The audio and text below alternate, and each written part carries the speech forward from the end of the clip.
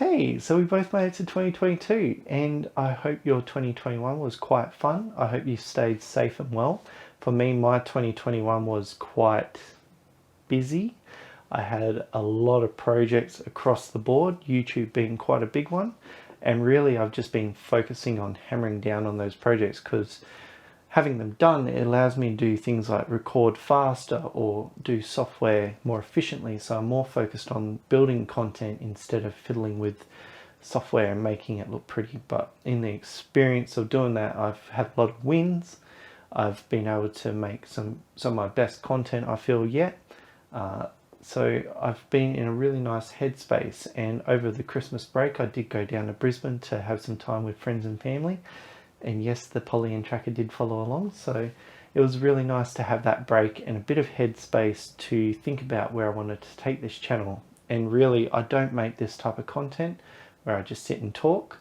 I'm not that confident yet with talking to a camera, but I thought it would be really nice to sort of create that direction for the next year through this video. Now, before I move on, I wanted to say a big thank you to everyone that's liked or subscribed or commented on any of the videos, because really in November last year we did clock over 1,000 subscribers, but I've sort of been sitting on my hands because yes, we managed to hit a big milestone with this channel, but you really start to realize how small you are in the grand scheme of YouTube. So it's been really nice to see that people are engaging with the content. But the bigger thing I wanted to say thank you for was, well, you hear other YouTubers, and just general rule of the internet is you don't read the comments because they're usually unsavory and just leaves you with a bad taste in your mouth. And here it's just been completely opposite. We have people that are commenting, we have people that are adding extra information into the channel, we have people helping other people out in the chats, and just all goodwill type comments here. So that's probably the bigger one that I'm really thankful for. It's building this nice little community around these machines that I really enjoy using and the type of content I want to produce. So definitely big thank you to everyone that has done that. And yeah, to anyone that's liked or commented on the videos, because it does help the algorithm point this content to other users. And some of the techniques I'm showing with the tracker I haven't been able to find by other creators, or just the type of content I wanted to see when I started making music. So definitely helps spread the word and definitely gets those techniques in front of new users. Now at the moment I am finishing off the Poly Tracker's sound design, the second part.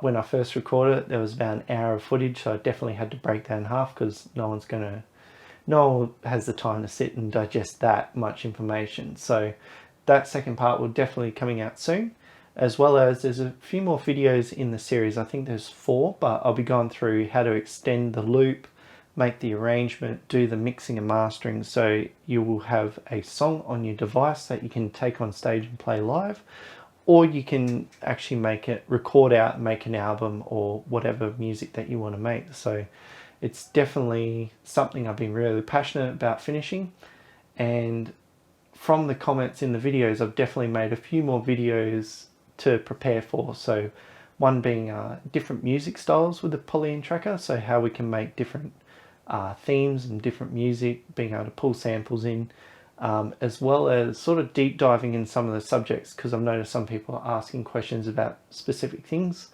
I did glance over a lot of the nitty gritty of these topics. I sort of want to demonstrate a technique in a way that wasn't like do X and Y and you'll get Z. It was more of this is how this is set up and this is how it works and why it works this way. So go explore and experiment. And I've seen videos where people have used the techniques and the sample pack that I made and made some really cool beats. So I'm very happy to see that, but I think some of those bits need a little bit more information. So they'll definitely be popping up. And really, I think when I got the tracker, I think it was February, so it's been nearly 10 months now that I've had the machine. It hasn't left my side, and it's been that device that I've been looking for quite some time, because back in the day I used to use LSDJ as my main music machine. the Poly and Tracker has sort of become that music easel where I can just take out and get an idea down. If I start thinking about a type of music, I've got a spare 15 minutes in my lunch break, I can quickly break that out and start getting an idea down. And it's a really fast machine to get some ideas down. So I'll definitely be talking more just about the machine, like give it a bit more of a review than the first day review unboxing video that I did. It has sort of dominated my channel, and really I don't get enough time to play with these boys. I do come down the back here, but being middle of summer with Queensland weather, it's quite a hot space to be in and doesn't really give the vibe of chilling out with my synth. So I'll definitely be doing some more content with these machines as well. A bit about my release schedule. I do want to keep with a weekly release schedule. However, last year it was certain parts of the year got quite intense, so I had to stop doing videos to work on other things and try and get them done. But I'm sort of getting this nice rhythm where I release a music video, which is quite easy to get together and explore an idea, or it could be a little jam, and then having more time to focus on a larger tutorial. So this flip between tutorial and music video has been really good. So I want to keep that up in the future.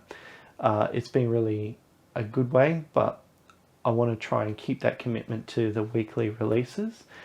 But I've sort of been in a dilemma with, pretty much since I've started 2 years ago, really focusing on YouTube, is music is definitely one of my skill sets. I enjoy making music and playing with these machines, but I do have other skills and it's quite broad. And how do I show that to YouTube? Because I've seen channels where they have a lot of different fingers and different pies.